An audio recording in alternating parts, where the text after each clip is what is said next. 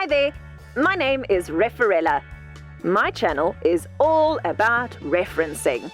This video is part of a whole series on the NWU Faculty of Law House style. This video demonstrates how to reference case law in your bibliography.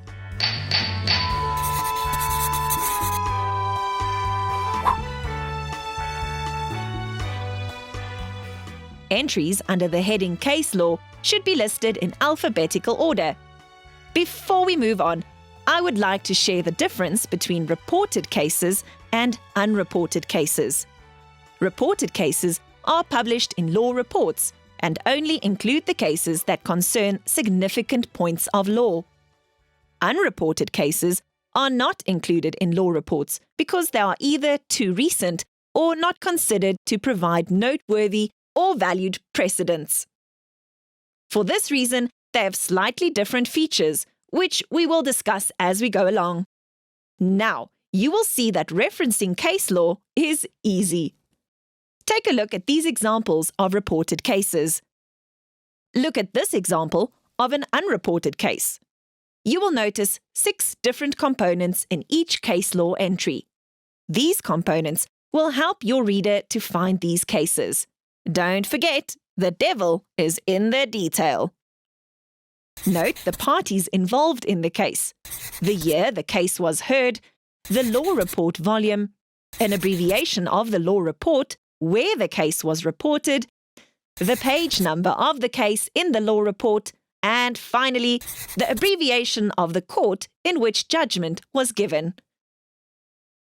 These components are used to enable the reader to find the case on a bookshelf, locate the collection, then you find the year.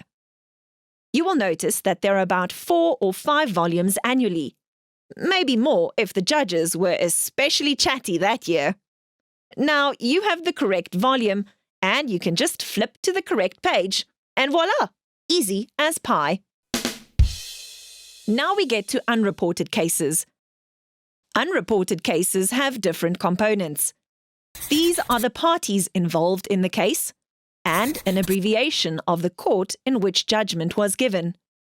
The word unreported in brackets to indicate to the reader that this case will not be found in the law report collections they may have at their disposal. Also, note the case number and the date of the case. The first part of the case law entry is the parties involved in the case. The parties involved are written in italics. Let's look at the examples. The second part of a case law reference is the year the case was heard by the court, as can be seen from the examples: 2005, 2004, 1995, and again 1995. The third, fourth, and fifth parts of the case law entries go together. I will discuss each of them briefly before I combine them. Now, the third part of the case law entry is the law report volume where the case was reported.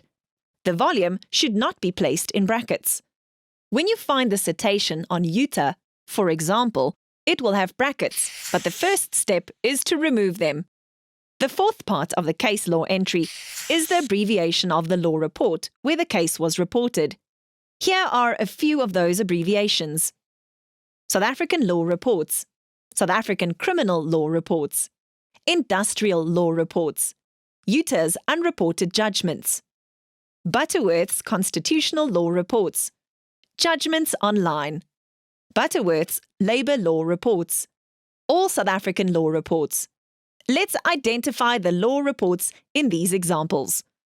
Butterworth's Constitutional Law Reports, South African Law Reports, and South African Criminal Law Reports.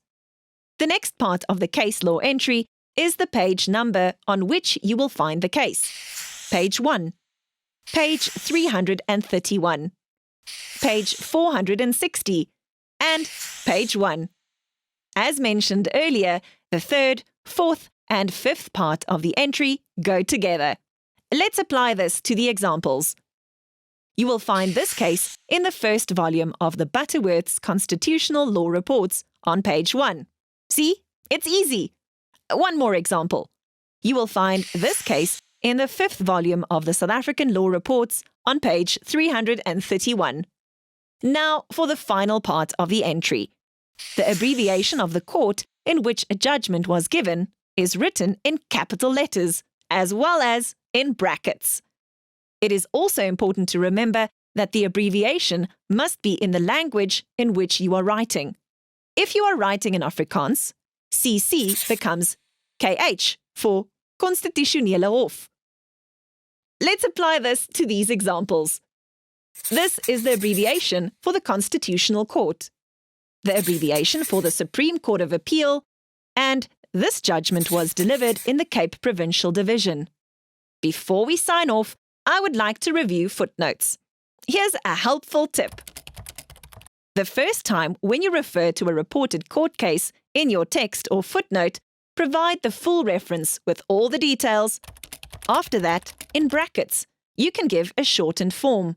Thereafter, only this shortened form should be used in all footnotes and mentions in your text. For example, the case Bareki versus Genco Limited can be shortened to the Bareki case. This is an example of an unreported case. Let's recap. A reported case law entry consists of the parties, the year the case was heard, the law report volume where the case was reported, the page number where you will find the case, and finally, the court in which the judgment was given. That concludes this video on case law entries. See you next time for a video on referencing legislation. Case closed.